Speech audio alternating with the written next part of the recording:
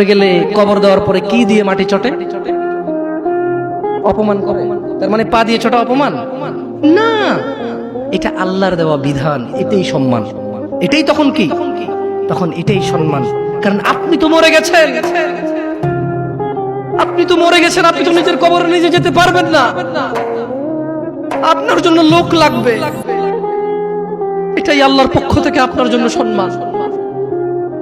আপনি বলছেন অমুক তাবিজ দেয়, তুমুক পানি পড়া দেয়, তুমুকের দরবারে এই পাওয়া যায় সেই পাওয়া যায়।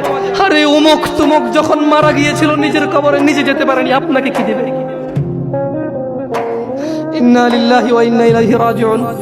আল্লাহর সাথে এত বড় অন্যায়, এত বড় গাদ্দারি করবেন না, এত বড় অন্যায় কথা কখনো বলবেন না। কেউ কিছু দিতে পারে না। কে দিতে পারে? বাস আল্লাহ। এই দেশের এমপির কাছে যেতে